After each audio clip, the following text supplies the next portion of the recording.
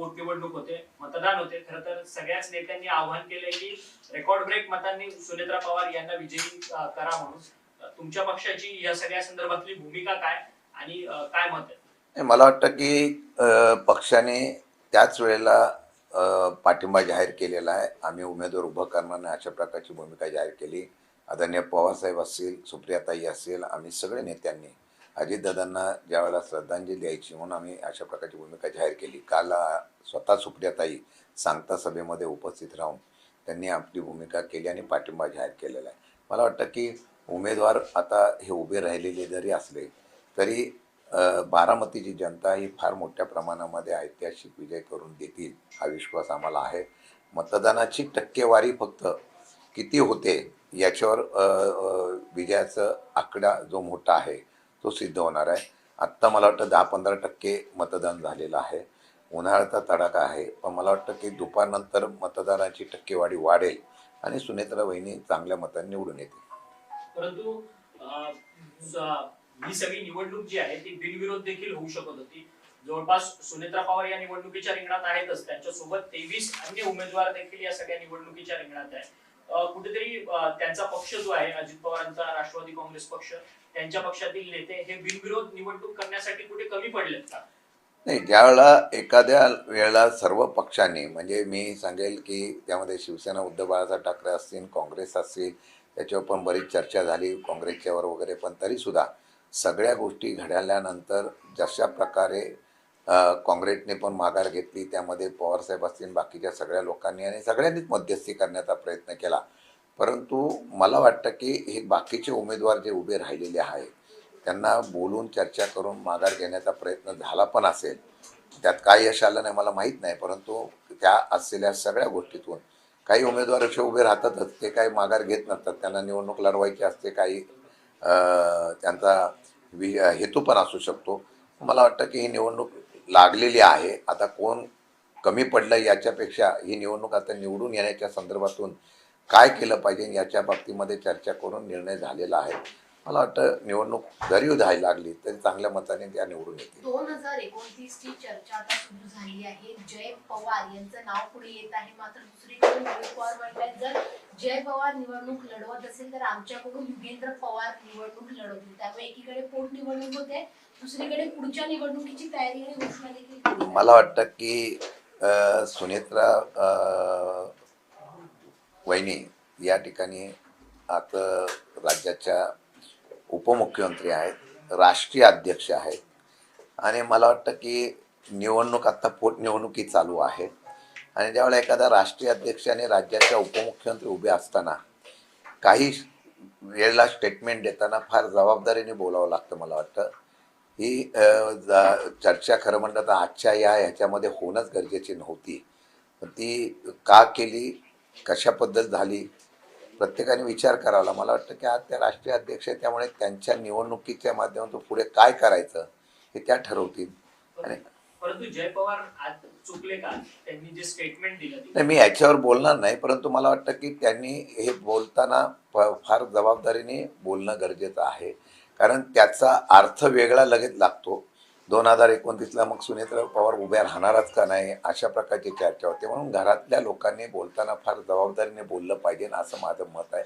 याचा अर्थ वेगळा लागू शकतो, पण मला वाटतं की त्यात राष्ट्रीय अध्यक्ष आणि उपमुख्यमंत्री म्हणून त्यांनी काम करायला सुरुवात पण केलेली आहे आणि अजितदादांच्या नंतर पक्षाच्या बाबतीमध्ये जबाबदारी घेऊन ते चालत असताना त्यांच्या असलेल्या पक्षाच्या नेत्यांनी त्याचबरोबर त्यांच्या कुटुंबातल्या असलेल्या त्यांच्या प्रमुखांनी फार जबाबदारीने बोललं तर मला वाटतं की असे प्रश्न उभे राहणार नाही. काँग्रेसने याच्यामध्ये थोडा घातला असं म्हणायचं का? कारण की काँग्रेसने सगळ्यात पहिला उमेदवार दिला आणि त्यानंतर कुठेतरी बाकीच्या उमेदवारांना मागे घेण्यासाठी उशीर झाला असं म्हणायचं. नाही, काँग्रेसने त्या उमेदवार उभा केला, त्याच्यात समन्वय साधताना थोडंसं इगो हट झाला असं मला वाटतं. काही चर्चा झाल्या, त्या चर्चेनंतर काही काँग्रेसचा सुद्धा त्या ठिकाणी समन्वय करण्याच्या बाबतीमधल्या प्रयत्नामध्ये यश आलं नाही. पण तरीसुद्धा काँग्रेसने दिल्लीपासून सगळ्यांनी चर्चा केल्यानंतर माघार घेतली. विलंब जरी झाला पण त्यांनी माघार घेऊन पाठिंबा दिला, ही खरी गोष्ट जमेची बाजू आहे. परंतु आज रोहित पवार यांनी एक स्टेटमेंट सुद्धा बारामतीमध्ये केलं की अजित पवार दोन्ही राष्ट्रवादी एकत्रित झाल्या असत्या तर भविष्यात अजित पवार हेच राज्याचे मुख्यमंत्री राहिले असते अशा पद्धतीचं वक्तव्य त्यांनी केलं. नाही, वस्तुस्थिती होती. कारण शेवटी कसं आहे, आज आपण देशाच्या राज्याच्या राजकारणामध्ये बघतो, तसं महाराष्ट्र राज्याच्या राजकारणामध्ये जर बघितलं असेल तर आता मित्र पक्षाला स्वतःच्या अस्तित्वाची लढाई करावी लागते. हे वारंवार स्थानिक स्वराज्य संस्थेच्या निवडणुकीला पाहायला मिळालेलं आहे.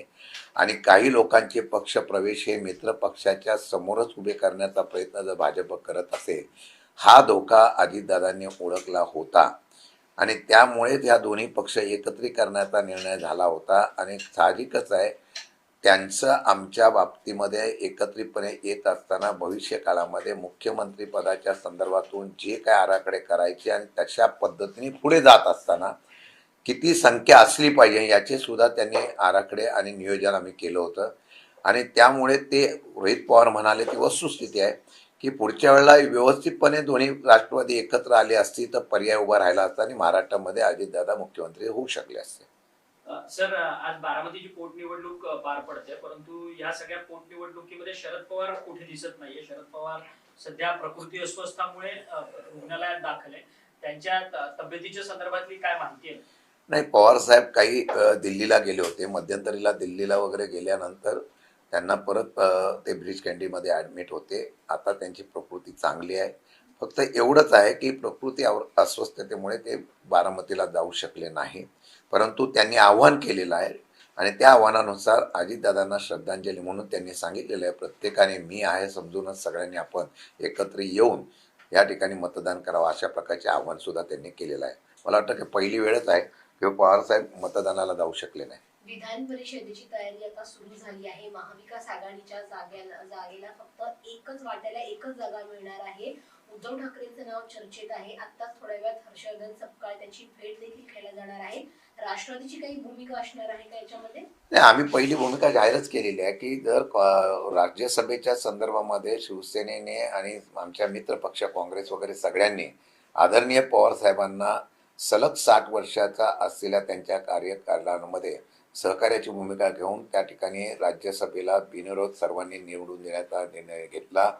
त्याच्या बाबतीमध्ये पवार साहेबांनी आणि आम्ही सगळ्यांनी पहिलेच सांगितलेलं आहे की विधान परिषदेच्या जागेसाठी शिवसेनेच्या संदर्भातून निर्णय झालेला असले त्यावेळेला उद्धवजी ठाकरे असतील कोणी असेल तर त्यांना आपण सहकार्य करण्याची भूमिका घ्यायची, अशा प्रकारचा निर्णय आमचा झालेला आहे. त्यासोबतच भाजपमध्ये देखील अनेक जण इच्छुक आहेत. जागा मोजक्याच आहेत, परंतु इच्छुक इतके आहेत भाजपमध्ये की देवेंद्र फडणवीसांकडे तर लॉबिंग सुरू झालंय. त्यामुळे कोणाकोणाला देवेंद्र फडणवीस न्याय देतील आता फक्त एवढंच आहे की विधान परिषदेची जागा वाढत आहे तर काय एवढं ते बघतील, नाही तर त्यासाठी एखादा GR काढतात का बघायला लागेल. जसा जिल्हा परिषद पंचायत समितीला ऑप्शनसाठी जसा नवीन आदेश काढला तशा प्रकारचा नवीन अजून आदेश काढण्यात आला आणि विधान परिषद जागा सुद्धा वाढवता आली तर त्यांना सोपं होऊन जाईल. कारण त्यांच्याकडे इच्छुकाची संख्या जास्त आहे असं मला कळतंय.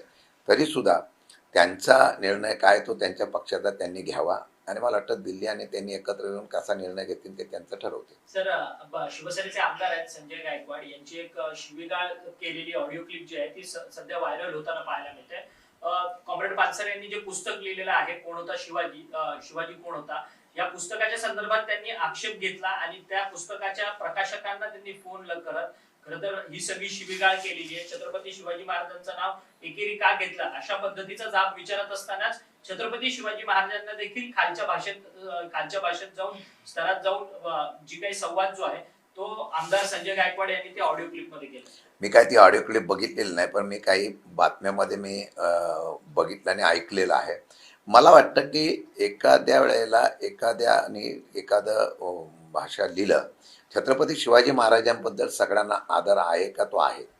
फक्त हे सगळं करत असताना याचा हेतू काय याच्या बाबतीमधला जर आपल्याला निश्चितपणाने स्पष्टीकरण झालं तर त्याचा गैरसमज होणार नाही. तसं जर असेल तर संजय गायकवाडांनी राजस्थानमध्ये सुद्धा मला वाटतं छत्रपती शिवाजी महाराजांनी केलेल्या पराक्रमाचा इतिहास पुसण्याचा प्रयत्न केलेला आहे.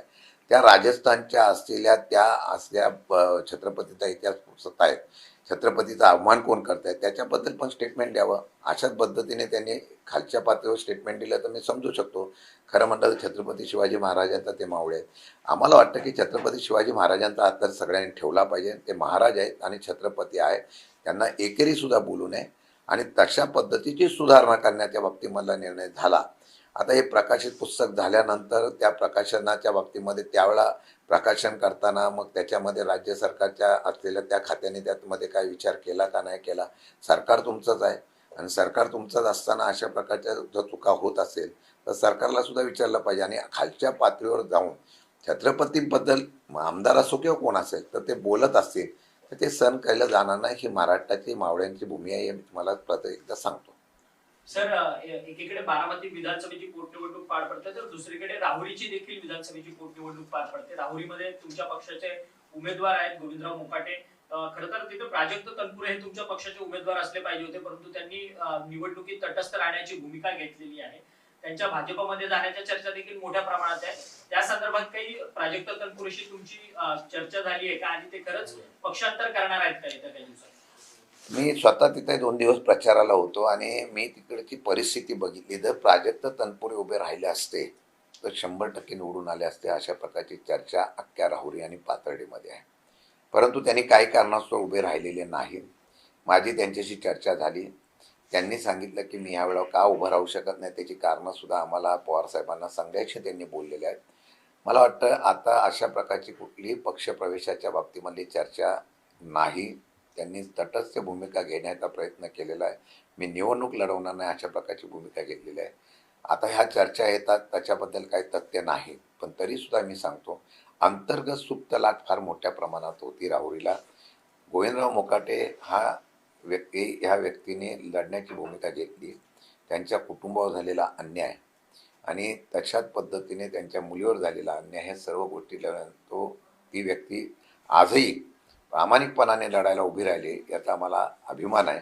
आणि मला वाटतं की जर लोकांच्या मनामध्ये अंतर्गत सुप्त लाट जर मोठी असेल तर चांगल्या प्रकारची लढत आमचे गोविंदराव मोकाटे देतील असा विश्वास मला आहे.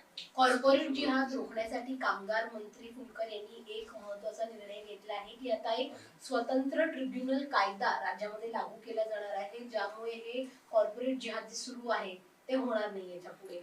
नाही, आम्हाला वाटतं की एखाद्या ठिकाणी अशा प्रकारची घटना घडल्यानंतर त्या घटनेच्या संदर्भामध्ये कायदा करण्याच्या बाबतीमधली भूमिका घेत असतील.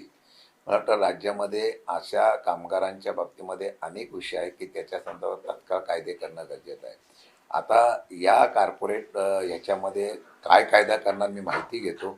त्यासाठी अशा प्रकारची कुठल्या प्रकारची जिहादच्या बाबतीमधला कुठला विषय होणार नाही याच्यावरती कायद्यामध्ये काय ते तरतूद करतायत ह्याची पाहणी करावं लागेल, माहिती घ्यावं लागेल आणि ती माहिती आल्यानंतरच मी त्याच्यावर भाष्य करेन. खरं तर एनसीडीसी कडनं राज्य काही कारखान्यांना जे आहे ते कर्ज वाटप केलं जातं. जवळपास 6 ते 7 कारखाने आहेत ज्यांना एनसीडीसीनं कर्ज जे आहे ते नाकारलेलं आहे. त्या सगळ्या कारखान्यांमध्ये संग्राम थोपटे यांचा राजगड सहकारी साखर कारखाना आहे, तर अजित पवारांचा देखील कारखाना आहे आणि रावसाहेब दानवेंचा देखील कारखाना आहे. अशा पद्धतीने फक्त काही राजकीय नेते आपल्या साखर कारखान्याला अडचण निर्माण होते म्हणून त्यांनी पक्षांतर केलेलं होतं आणि आता ते त्याच नेत्यांचं करतं कारखाने जे आहेत त्यांना कर्ज नामंजूर झालेलं आहे. खरं म्हटलं तर ज्या हेतूने ते गेले त्या हेतूला जर यश न्याय मिळाला नसेल तर त्यांचा पक्षप्रवेश कशासाठी झाला हा त्यांना पश्चाताप होईल. मला वाटतं की पूर्वी आमच्यावर आरोप व्हायचे असे की सहकार क्षेत्राचा वापर करून अशा प्रकारचं वेगवेगळ्या प्रकारचं काम केलं जातं. काही लोकांचा प्रवेश जो आता झाला मध्ये तरी ते कारखान्याला मदत मिळावी म्हणून अशा प्रकारचाच झाला होता. तशा प्रकारचं जे त्यावेळेला विरोधात होते त्यावेळेला त्यांना कारखान्याला मदत नाकारली गेली होती आणि मग प्रवेश केल्यानंतर तुम्हाला मदत देतो म्हणजे अनेक नावं त्याच्यामध्ये आहेत. आम्हाला अशोक पवारांचा उल्लेख करावा लागेल. त्यांच्या सुद्धा असलेल्या कारखान्याला मदत दिली नाही तरी तो माणूस आणि ती व्यक्ती आजही पवारसाहेबांच्या पाठीमागे अडचणीत असताना सुद्धा उभी राहिली. अशा प्रकारचा त्यांनी निर्णय घेतला. त्यांच्याबरोबर काही कारखान्यांच्या परवानगीच्या बाबतीमधले प्रश्न निर्माण झाले होते. त्यांनी पक्षप्रवेश केला परंतु आता ते नियम आणि निकषात बसत नव्हतं हे सिद्ध झालेलं आहे आणि त्यामुळे आता त्यांचा प्रवेश झाल्यानंतर त्यांची खरी आता अडचण भविष्यात झालेली आहे. आता बघू कशा निकषात कसे बसवण्याचा परत खटाटोप होतो त्याच्यावर आम्ही बारकाईने लक्ष ठेवू.